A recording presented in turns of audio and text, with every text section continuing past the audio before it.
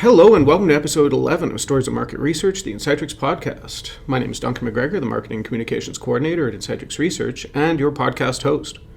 In this episode, I'm joined again by my co-host for the episode, our marketing guru here at Insightrix, Sharday Torgerson.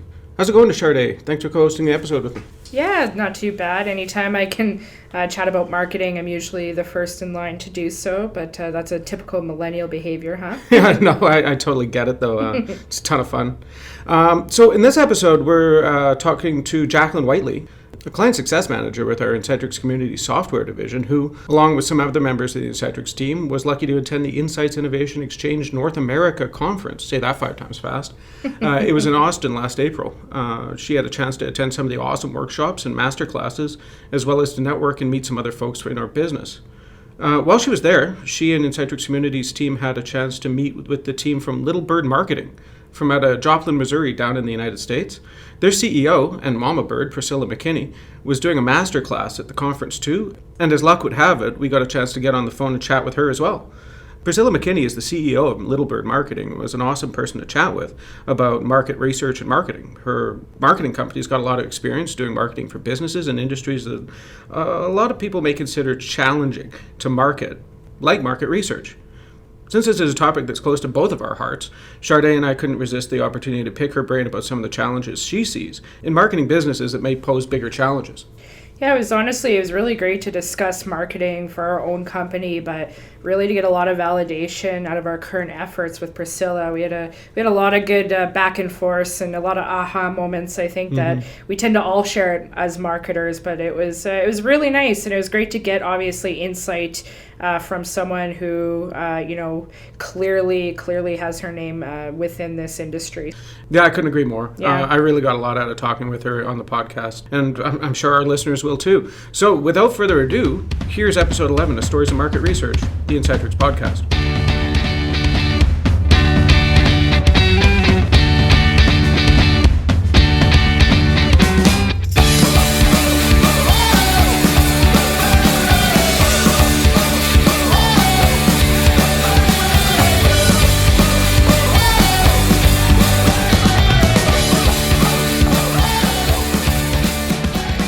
I'm here with Jaclyn Whitley, our Client Success Manager for the Insightrix Communities division here at Insightrix Research. How's it going today? Good. Yeah? Thank you. Yep. Oh, right on. Well, you're just recently down in Austin, Texas for a little while. How was it? Yes, it was really good. It was nice and warm. It was very nice. Had you ever been to Texas before? No, never. First time in Texas. Right on. Got to eat a lot of barbecue, I imagine, and get some sun. Yeah. Shrimp boil. Oh, right on. Yeah. No, crawfish. Where they dump all the crawfish on the table. What is that called? I think a crawfish boil. Crawfish boil. Yeah, that sounds like a lot of fun. I tried a crawfish. Not for me. No, not for you? Yeah, no, but I tried it. We won't tell anyone. So the reason you were down there was you were at the 2019 Insight Innovation Exchange North America Conference. It was in Austin this year. Can you tell us about that conference? What's it all about? Yeah, it was a really great conference, a big conference. It's a place where market researchers, agency folks, marketing people, and then also some software companies, they all get together and they share learnings and insights and exchange ideas. Oh, that sounds like a lot of fun. What did you guys get up to while you were down there with the Communities division? We attended a bunch of workshops and networking events, just meeting a lot of really, really good people in the market research industry. It was nice to hear some of the challenges that other folks are having is, similar to the challenges that we have. So we're not alone. So.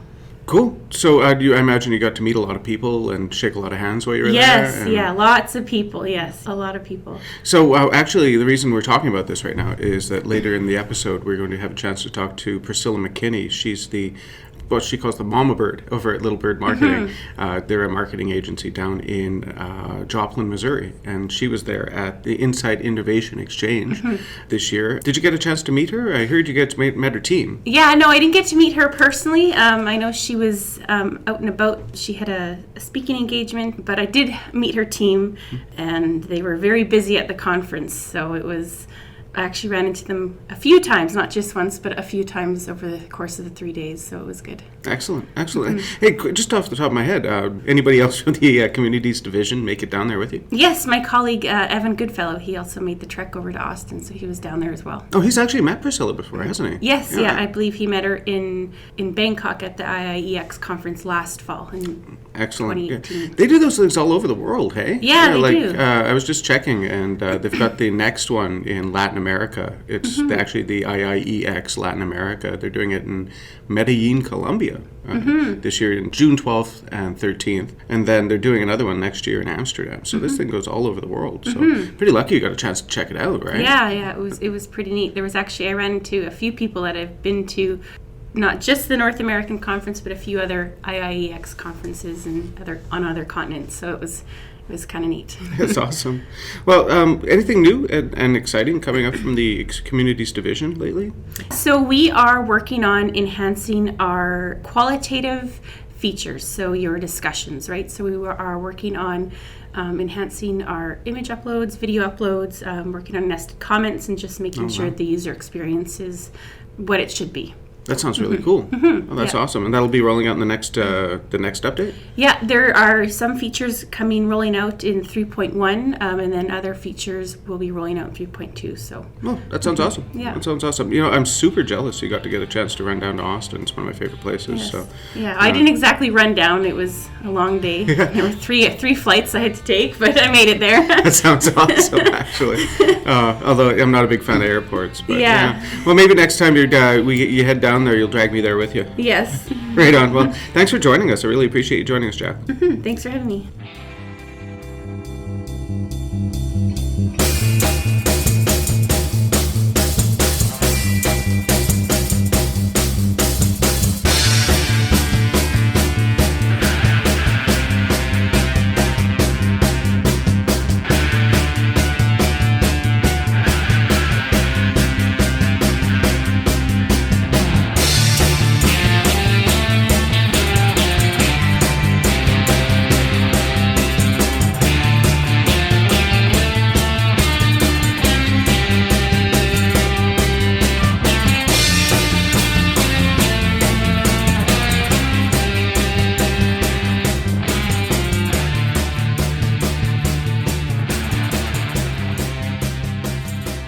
The Insightrix Communities platform is your market research online panel solution.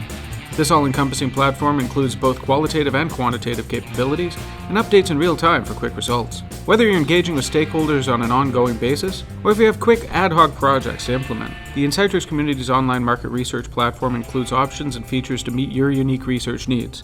Insightrix Communities works continuously to develop and enhance robust features to meet market research demands. For more information about the Insightrix Communities online market research panel software, check out the website at www.insightrixcommunities.com.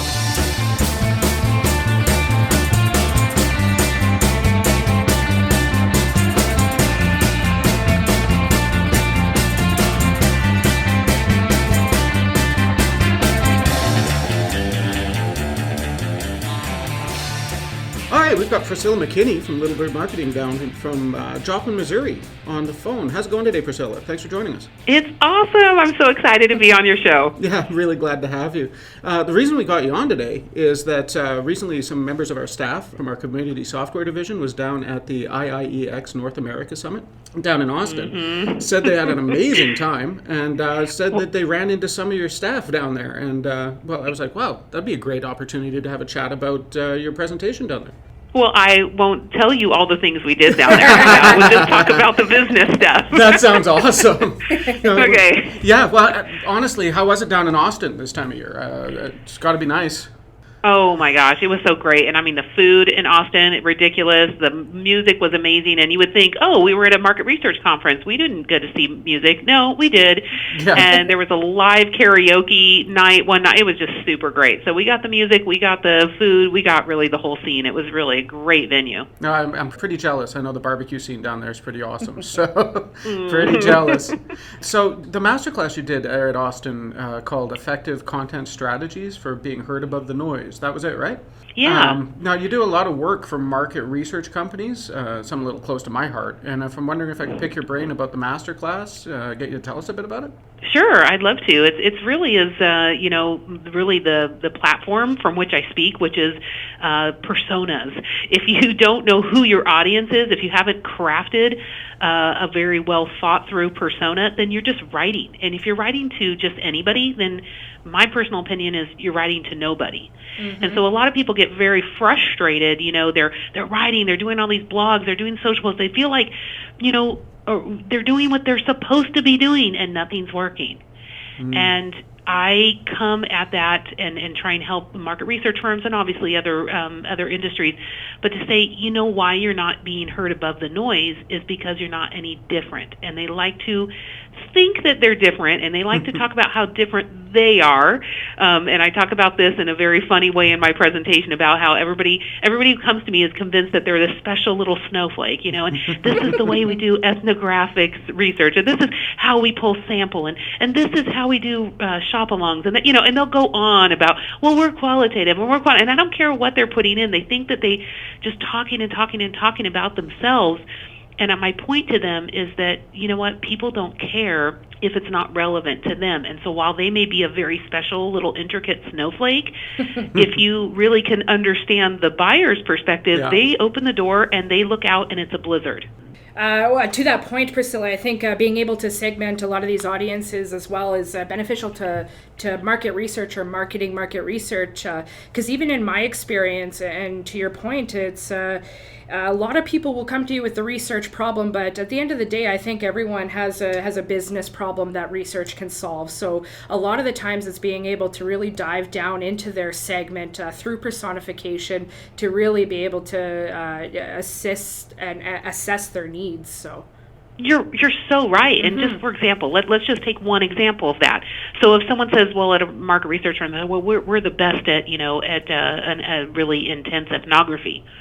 Okay, well, so who cares? Mm-hmm. What the client is thinking is, I don't understand how clients are, consumers are using my product in the real world. Mm-hmm. If you can solve that and tell me that, and along the way what you do to solve that is do an ethnography, great. I really don't even freaking care. So, but then we write all of our content about ethnographies or whatever, and obviously I'm, beating a dead horse with this example, but, they need to really think about it from the client's perspective. What are the, emerging and what are the persistent problems that your most ideal client has, and write content around that.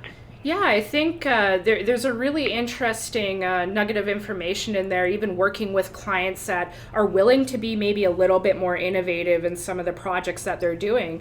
So a lot of the times, we will work with clients even to help them create personifications, obviously through the use of market research, but we are noticing more and more, even on the sales side of market research, that personification is starting and segmentation is starting to slowly become even a part of our sales opportunities. So, for example, even a couple of days ago, me and my team had helped with a proposal for a large pharmaceutical organization, and a big concern of theirs was really being able to try to nail down some of these personas that they themselves can be creating content strategies. And when you're working in an environment around fundraising, I think that there's an opportunity there to even sell them on how market research can position this opportunity with them through personification. So we're already seeing this again as both a tactic for market research to market ourselves, but we're also seeing our clients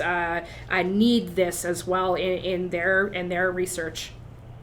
Right. You know what? I mean, you hit the nail on the head. It doesn't matter if it's fundraising or if it's a consumer good. Right. People either give for their own reasons or they buy for their own reasons. Yeah. So, that really doesn't matter. So talking directly to, that end user in a way that makes sense to them and engages them, that's really the only thing we have going for us. Absolutely.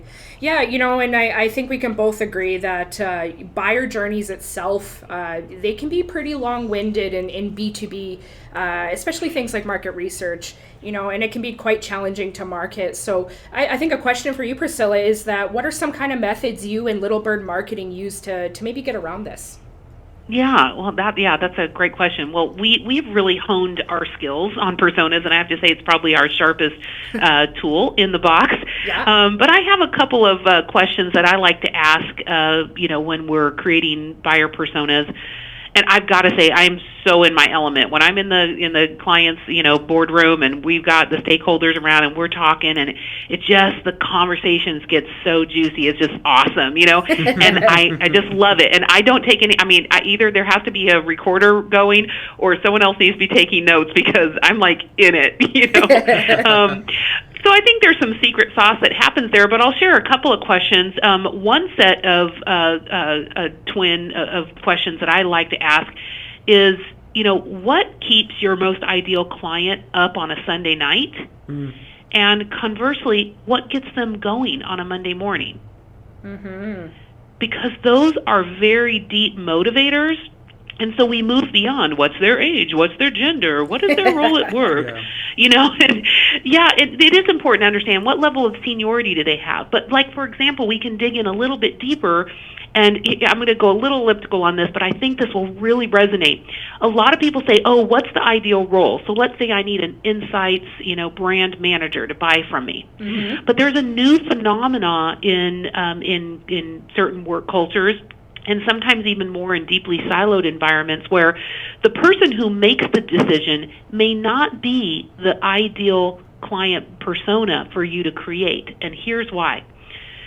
I'm sitting here as a CEO at a desk, and then let's just say, for example, I want to, find someone who can help us, talk with, with clients in a geofencing target on text messages, right? So let me assure you that I don't go to Google, and I don't go home, and I don't go calling a bunch of people. I say to somebody on my team, I go to my executive director, and I say, hey, you know what I need? I need blah, blah, blah, blah, blah. Give me 3 options.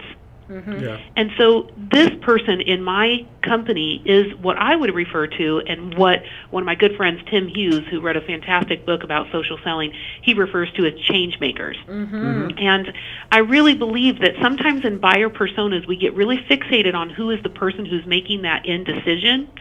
But it's not always that person that we need to get fixated on. Sometimes it's the person who is gathering the information.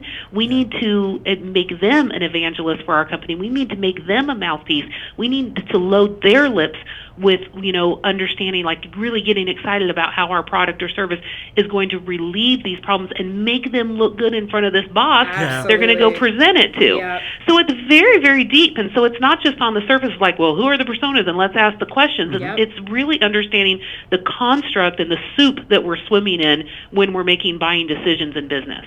Yeah, no, absolutely. It's a matter of breaking through the noise and allowing your brand to get noticed even within the context of, selling a product. Now you have an opportunity to empower your client, and that decision maker, or not even a decision maker, the one who's taking this to the decision maker, mm-hmm. to your point, is going to be empowered to sell your product. So not only are you creating an advocate at the end of the day, but you're also allowing them to be able to feel confident that your research is going to help them get further. Sort of marketing for people who are buy-in getters rather than decision makers, right? Mm-hmm. Exactly. I mean, have you guys found this? What have you found in talking with people about persona work? Oh, goodness. We are noticing that this is becoming a more common I would hate to say buzzword, but personification is sort of a bit of a buzz topic these days. And it's great for us because we really, both being on the market research, or rather in the market research industry, but also being marketers,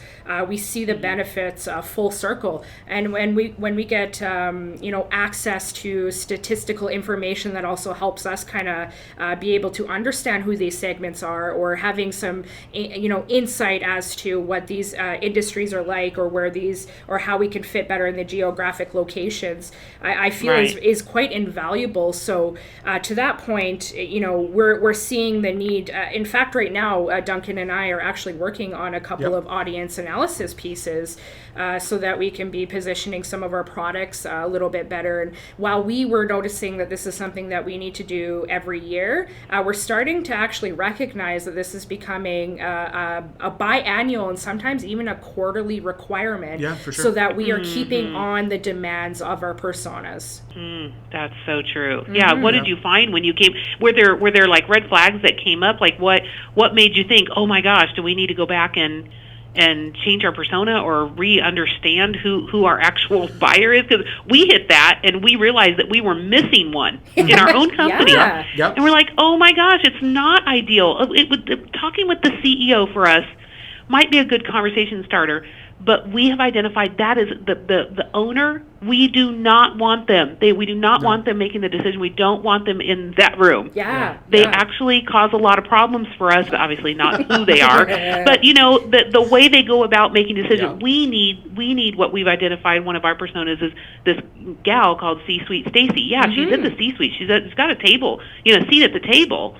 But she's heavily invested, but she does not own the company. It gives her that little bit of freedom of, like, it's not her baby. Like, I feel like with the CEOs, sometimes I'm ripping the baby out of their arms, and they're just like, no, and they're not as, I wouldn't say free with their money. Certainly it's their money, but you know what I mean? They can't sometimes be objective enough with the marketing spend to let us do the real work. And so we've identified that there was someone else. So did you guys find that? Was there a red flag that made you realize? Yeah. For sure. I think what makes us, and not to be the unique snowflake here, but actually I think sometimes what makes us unique in Saskatchewan specifically, and maybe even Canada, is we tend to ride a line as a market research firm between both research and software.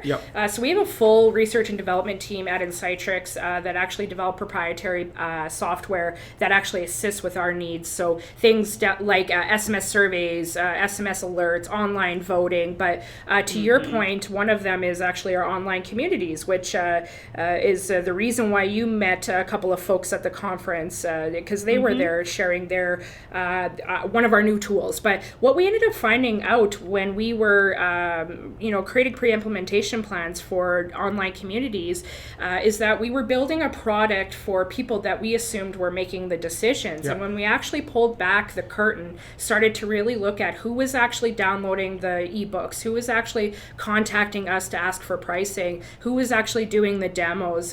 Once we really started to actually position and target not necessarily the folks that are doing it, but understanding their needs in that regard, we actually started to recognize that a majority purchaser for online communities were actually other market researchers. Oh my gosh, that's so beautiful. That's such an amazing it was a light bulb that just hit us, and it was quite a special moment because it allowed us to completely reposition our messaging to essentially say, you know what, we the market researchers are helping you build something for you the market researchers. And I think it was a really great opportunity for us to say, hey, listen, we need to be able to put this product in front of the people who are actually coming to us and asking for it.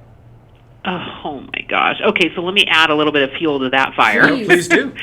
Okay, so I love these. I've got a couple of numbers to throw at you, but when you talk about it was different people coming to you. Well, of course, as soon as we talk about how do people find people, or how of course everybody's just looking down. We're on a podcast, so it's hard for me to gesture exactly, but you know what I'm doing. I'm looking down at my phone and I'm twiddling my thumbs, and I'm texting somewhere, right? I'm Googling something because the moment I need something, at this point, 86% of buyers now conduct non-branded search queries for what they need. Oh, wow. So non-branded. So like they're not looking for Insightrix, they're just looking like, I need blah, blah, blah, and whether it's an orange spatula or it's a market research software platform, this is what we as humans are doing right now, But this is what is really telltale to me. That's 86%. But 95% of buyers today consider content as trustworthy when they are evaluating a company. Now, obviously, there's some platforms that are more or less trustworthy, but here's my last piece I'd say to that, is that now the average buyer consumes almost 12 pieces of content before they make a purchase decision. So when you talk about, you realize it was a different buyer, you're like, well, first of all, they are going online. So even if you were broadcasting a message, they're conducting their search elsewhere. But then if you are one of the pieces of content they come into contact with, 95% of them are going to believe you with whatever it is you say. And if 95% of them believe you and they continue to keep reading, out of the 12 that it takes them to make a decision, the question is, how many of those pieces are yours? How many pieces of those pieces of content that they read were relevant to who they are? And that is so key about then you shifting gears and, realigning your marketing and your marketing message around, and for the benefit of that newly identified, ideal client buyer. Because if they find it relevant, they will keep, reading yours. And I would like for all 12 of the pieces of content people read about marketing to be mine. Yeah. And then there is no contest. Yeah. You become the brand. You're now Kleenex, right? Right. And I think to add to that, Priscilla, because I totally agree, and I think one of the situations we often find ourselves in, being both from Canada and then perhaps from a smaller urban area within the nation, that a lot of the times we tend to assume that our geographic location may help or hinder, right? But I think what we're recognizing, and through the work of buyer journeys and the work through personification, is that we can think a lot bigger, and we can use these types of tools and these methodologies to bring us out of Saskatchewan and show the breadth of the research that we do, because we do work across the world, and we have many clients from as far as Singapore to Australia, and we tend to sometimes put ourselves in a little bit of the assumption that we are just from Saskatchewan. But I think through the power of personifying some of our buyer journeys, we've recognized that, and again, to your point, as long as we're getting the right information in front of the right people, they tend to really consider you a credible brand at the end of the day. And a lot of the times they'll end up contacting you as a result. Yeah. Oh my gosh. It's very, very powerful. It is powerful. Yeah. So when you were at IIeX in Austin this year, because obviously it's all about innovation, did you feel like people were getting that message, the conversations you were having? I talked to Jaclyn Whitley. She was actually our rep who was down there. She was there with Evan Goodfellow, who's also another person from our communities division. While they were down there, they said they were getting a lot of that, actually. Yeah, and I think on the flip side, though, we also recognize that a lot of the things we were doing and have been doing for, say, 8 years, like online surveys, we found out, is still very quite innovative in that part of the country. And it's not to say that people aren't doing online surveys, but we have built a culture around our brand that online surveys are a big component of our research, and we've been doing it for many years. So we almost don't even consider it an innovative technology or a methodology anymore. But what's really neat is where we had the opportunity to share some of our experiences with online communities and online surveys, and notice that folks thought we were quite innovative as a response to that. So a lot of the times we're assuming, okay, we're kind of in the middle of Canada and it's hard to reach out, but what we're seeing when we are reaching out, how innovative we can be. But when you actually go to these types of conferences, the amount of ideas you can get from others and the collective information you can take away from that. We were so fired up when Jaclyn got home and got to share all of these takeaways from such an amazing conference.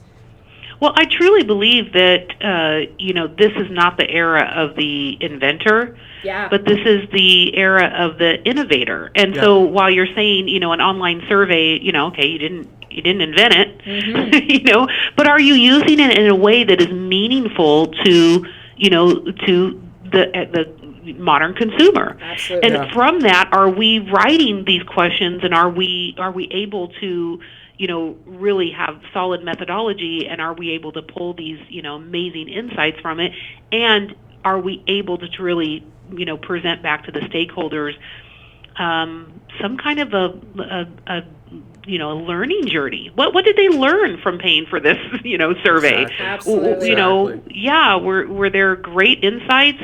Sure. Can we make the visual? Sure. So going on. And obviously, I'm a marketer, but I speak to everybody in MR, so I know what they're getting after. But at the end of the day, the client that you're talking about, like you want to talk to somebody who would be buying your software or your platform, they don't really care to know that it's a survey and this is what we're doing. What they want to know is, am I going to learn something through this process about my buyer? Yeah. Is this going to help my ideation, flow? Is this going to, help our R&D department? Is this going to help us change or fine tune our marketing message? Is this, in the end, is this going to increase sales? Yeah. Yeah. That's what they care about. Yeah, they're still already concerned about the outcome of the project, and and that's an obvious with market research, right? Because we're so used to being a part, especially for market research. I'm so used to being a part of the concept portion of working on these projects, but we often, because of that, we sometimes forget that a lot of these folks are really just coming to us because we help them make better decisions. At the end of the day, the information we give them is only just to make better business decisions, and that's what they're after. So I think on top of that, Priscilla, one thing that we recognize that's a big change in the game, if you will, is syndication. So working on syndicated research where we can run independent studies on topics that matter to people. For instance, social media usage in a part of Canada that might not necessarily get a lot of coverage is an opportunity for our business to kind of position us as thought leaders and as the folks that you go to for this information. And we've noticed that syndicated research is an opportunity for people to purchase market research without having to jump through the loops of custom. So they can just jump on our website. We know that they need this answer. They recognize that this is the information that they can purchase. They throw in their credit card and they have a report at the end of it. Not only on our side of things did we not necessarily have to assist them in any way so that, and we are always there to assist, but if people just need to go out there and really get that answer, that is what they're going to do. And that's how a lot of folks and buyers and consumers, that's how they're empowered today. Yep. Right. Yeah. Very empowered. Yeah. And they're also empowered to turn you off. Absolutely. 100%. Absolutely. They can follow you on a channel and they can unfollow you. Yep. That's something definitely worth managing too, for sure. Now, since we've got you on the phone, I'm not going to waste this opportunity. I want to get your take, personally, as somebody who markets market research firms a lot, as well as other challenging industries. What's your take on breaking through, other than personification, that you could actually use market research in your own marketing? Oh, yeah, that's really great. Well, here's one quick way that anybody can use market research and fund it is, as we all know, spend a little money doing a Facebook ad, spend a little money doing a Google ad, spend a little, sure. And when I mean little, like $50, spend $100. You can find out what people are interested. Go on LinkedIn. If you're a B2B, go on LinkedIn. So I think what you were asking me is like, what is, what are some tips, inside the market research specifically. But I will say this as my overall observation.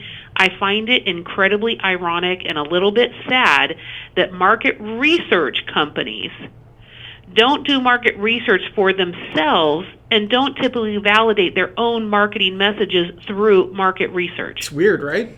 It's such a meta concept. Yep. Not to say we experience it, but I'd be hard pressed to say that that's not something we've talked about in the recent past. Yep. Well, there's always need to know more about your how your marketing's doing, how your initiatives are going. And I'm sure we all do a customer satisfaction, Duncan, right? Like we're all aware of the little market right? But you're right, Priscilla. I think there's something to recognizing that we have a lot of these tools as well, and how we use them is only going to empower our marketing even further. Right. Yeah. And some of the things I think that market researchers leave behind is what they have not been very astute about is, first of all, podcast audio. Right. And here we're on, and we use this tool. We leverage it, to get right intimate, right into people's earbuds. That's very close at hand. They know our voices. They're willing to, hear us out. It's like I didn't have to, fly to a hotel room in a conference somewhere, and get to speak to 100 people. It's like we'll have 2,000 people, tune into our podcast. Yeah. And that's just a quick way to get out. So people don't appreciate, what it takes to bring your content above the noise. Well, they completely forget about audio. Yeah. I think they also forget about video. And video, it's insane. It's insane how easy it is. I mean, we've got these $1,000 phones we walk around with, and then everybody just kind of doesn't want to get in front of it. And it doesn't, people aren't like demanding like Scorsese quality, video when it comes to understanding something like surveys or like a platform or what's the right, what's the right mix, I work with a client out of Burbank, Think Now, and they do, they specialize in sample for Hispanic and African American and Asian American audiences. This is talking really specifically about the changing face, of the American consumer and understanding your sample. That's a very amazing conversation that you can have. But there's no reason why we can't have that so quickly on video. Webinars, and so, that kind audio. of thing too. Oh my gosh, it's just crazy. So this idea that content needs to be in video. It also just needs to be visual. You guys know this from presenting, your findings. The more you can tell a better story, the more you can tell a visual story. Yep. Your clients love it. And so all these amplification tools that are out there, from podcast to writing your content around a particular topic you want to own. There's just a lot of little tips and tricks there that I think a lot of MR firms just they just walk away from. What's neat about those amplification tools is that they've all got their own little back ends too that you can break into, start digging around, find out who's downloading your material, finding out who's looking at your content, who's engaging with it, and start using that to inform your own buyer journey. Right. Oh my gosh, that's a really great point, because again, we were talking about like, when are the red flags? What are the signs that maybe you're out of touch with your ideal client? If you took a guess about who's downloading your things, that your guides off your landing page, and you go look and you look at those emails, and they're not even remotely the kinds of companies or the kinds of positions or titles that you thought you wrote them for, then you probably have a persona problem. Well, and the great thing about getting across all those different amplification tools like Facebook, YouTube, whatnot, is that certain people who might engage with your landing pages might not be engaging with your podcasts. So it helps you identify who's using what, who's looking at what, and where maybe that content should be pointed. Right, and when I'll add something to that. I know you haven't asked this question, but let me just add another thing I see that just really drives me crazy is that people come at marketing also with, I have my favorite spots, like, I love LinkedIn, or I love Twitter. I don't care, insert whatever, and then they think that's where everything should be. That's where it's all happening. I get that you love Insta, but it's not going to work for your product, And so sometimes we get these little pet, channels that we like, and I like to, open up sometimes this conversation when I'm speaking and just do a quick poll. I'm like, you guys are all market researchers. You like surveys. Let's do one. Let's get the numbers. And I'm like, how many of you guys are dyed-in-the-wool Uber fans? Raise of hands. How many of you are Lyft fans? And when I was in London, I was like, hey, how many people black cab all the way? And people have their preferred vehicles, and I'm like, okay, great. Those are the numbers. Now, raise your hand if the last time you got in one of those vehicles, you told the driver, take me anywhere you want to go. Crickets, right? Because that's just crazy. But what happens is that people go, YouTube is the place. YouTube loves YouTube. YouTube wants you to do certain things, and it's going to push you to do certain things. If that's not in alignment with your strategy and not important to your persona, waste of time. I can just go down the list, and that is just true. So we got to be careful about these little pet loves we have for different channels, and make sure that we're really seeing things from the perspective of our ideal client buyer. Yeah, ain't that true? Working assumptions really can sometimes put a little bit of a blinder on us. And sometimes these working assumptions don't necessarily, most times, let's be honest, they don't come from the data. They usually come, to your point, about, people have a favorite area, or they're just really experienced in one type of strategy, or they have maybe involvement from stakeholders or C-suite that are very close to the work or very close to the business.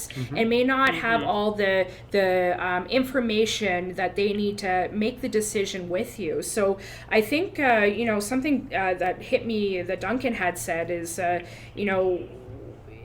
within market research or marketing market research, we recognize that, validating or informing those initiatives are quite important. And that's why doing market research for market research will help deliver on that. Because something that I even experience as a marketer for this business is, again, we do find that we end up working on some assumptions, and how do we kind of break through that barrier, Priscilla, in your experience? Do you have any suggestions to our audience if they were to ever come across something like that?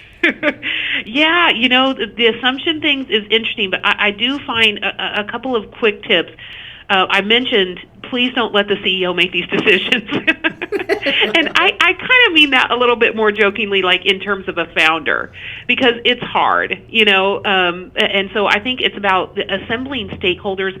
I kind of talking about it like, people say getting your ducks in a row. Mm-hmm. Well, let's align the ducks. Who's supposed to be in this room? Absolutely. And let's make sure that we're all allies. Yep. Let's make sure that we understand what we're coming into this meeting for, and let's be able to challenge each other. Because as soon as we start saying, okay, hey, who's your ideal buyer? If I have the right stakeholders in the room, they'll start challenging each other, mm-hmm. and my work gets really easy. And I'll just say things like, well, how so? Or say more, or when is that not the case? Or why has that? And of course, I don't know the answer, but I am very good at effective, strategy questions. Yeah, absolutely. Like, let me get to the answer. They really are in their brain, mm-hmm. but getting the right people in the room to discuss these things is really key. And I know that probably sounds super dumb, but you would be surprised how many people have started into some kind of a strategic journey and they did not get the right people in the room to begin with. Yeah. If you think even back 10 years ago, marketing wasn't in the boardroom, and today, if marketing isn't at the table with you, helping make these decisions, or at least giving their insights or their expertise, as a business, especially for a market research firm, you might be missing out on some really big insights, because again, sometimes we're that little key to unlock the Pandora's box to maybe answering mm-hmm. a larger question at hand. So having marketing at the table, I think more so than ever, is quite crucial to assist with making those decisions. Yeah, and I think let's just add on top of that a quick thing. Also, make sure that somebody who's responsible for sales is in that meeting too. Mm-hmm. Sure, because it's really because that cuts the bullshit like nothing else. Oh, preach! Right? Yeah, absolutely. And sometimes you can get to the point where you can't see the forest for the trees. Absolutely. And having somebody where the rubber meets the road kind of deal kind of helps. Yeah. Yeah, for sure. They're like in our own business, Duncan. Recently, mm-hmm. even how revenue operations as a position is quite crucial. And we actually hired someone within the business.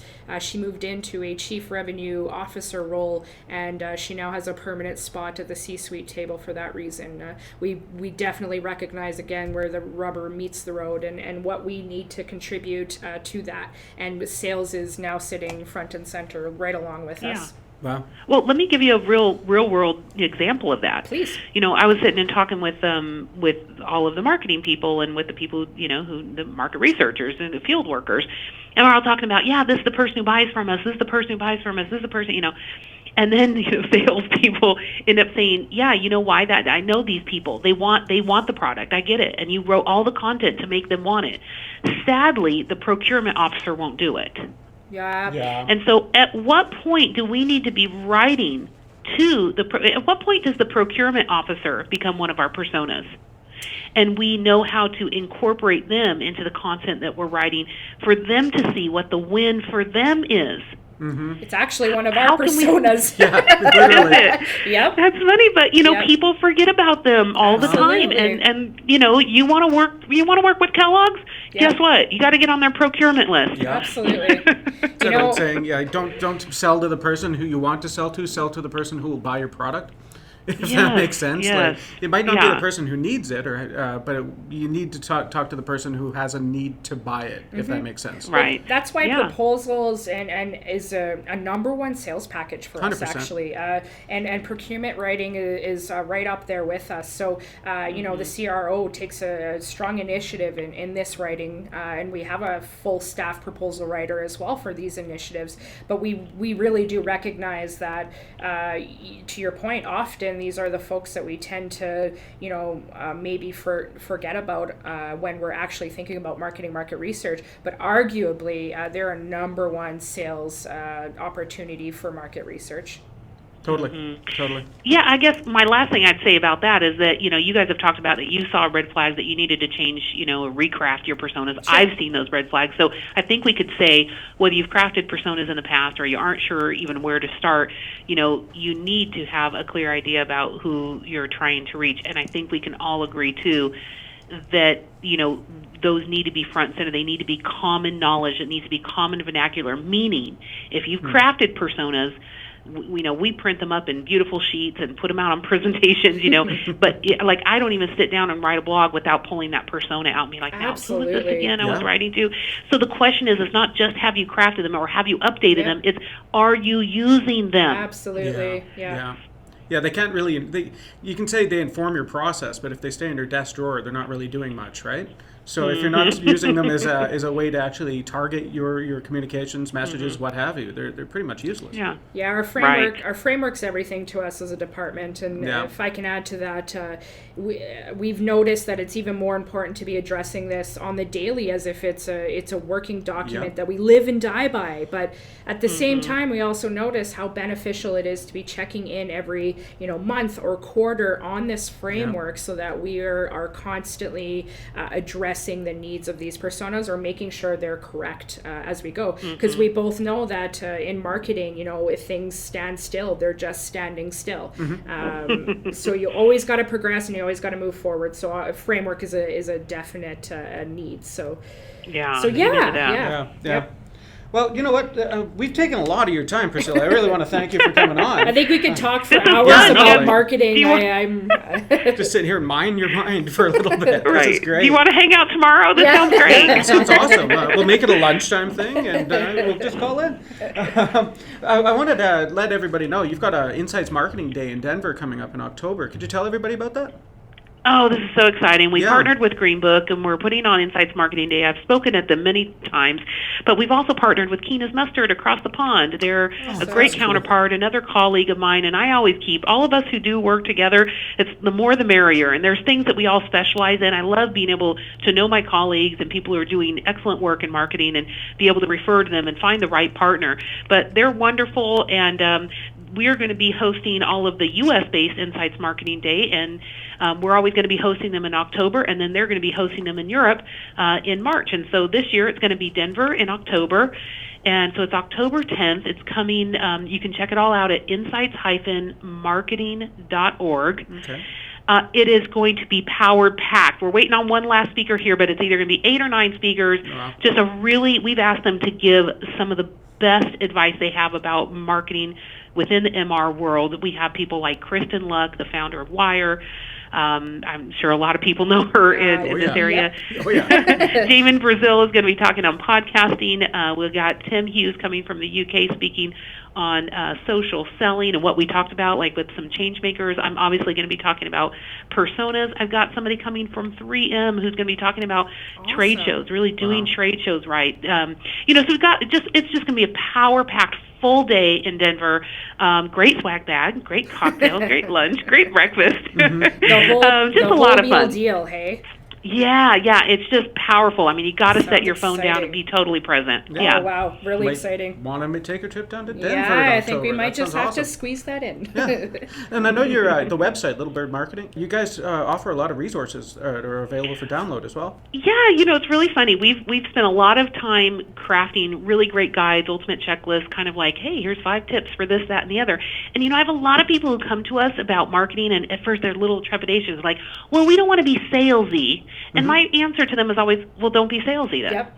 If you really are trying to help people, then just help people. And just to that point, people are used to, there's a little bit of like landing page fatigue, or, download fatigue, like, oh, give me your email address and, we'll sign you up for our stuff and then you can download this freebie or whatever.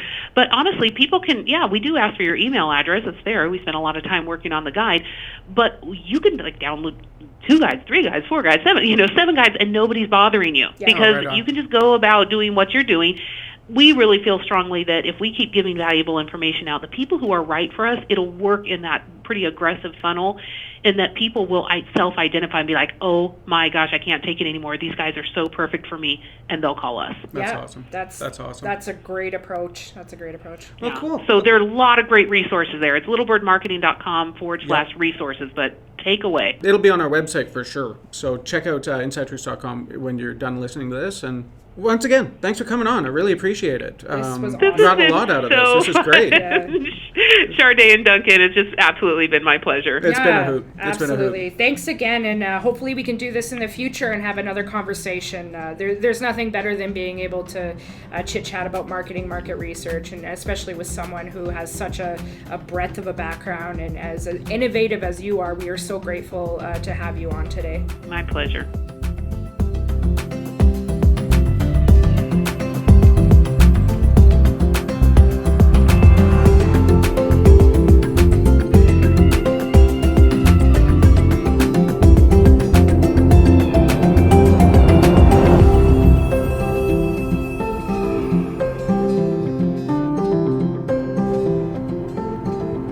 And there you have it. I want to thank Priscilla McKinney for coming on the podcast.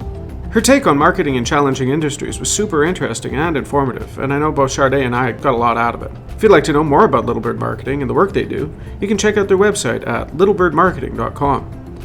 That company is awesome.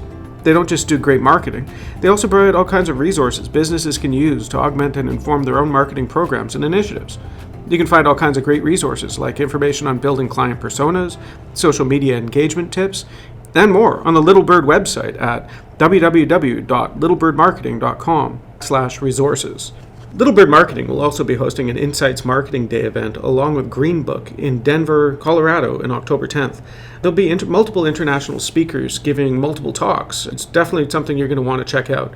You can find all the information about that event at insights-marketing.org. If you didn't catch that, don't worry. We made sure a link to both the Little Bird Marketing website and a link to the resources page, as well as a link to the Insights Marketing Day event, will be included on our webpage for this episode. I'd also like to thank Jaclyn Whitley for coming on the podcast and giving us a rundown on her trip to the IIeX North America Conference in Austin, Texas in April.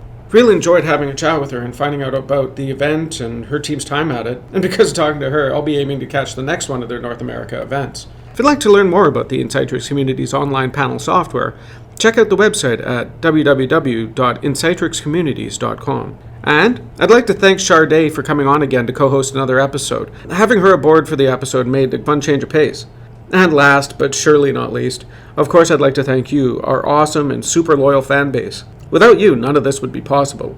If you'd like to help the show get found by more folks like you who have an interest in research, please take a moment to rate and review our podcast on Apple Podcasts, Stitcher, YouTube, or anywhere else you get your podcast fix. We'll be back in another couple of weeks with another episode of Stories of Market Research, the Insightrix Podcast.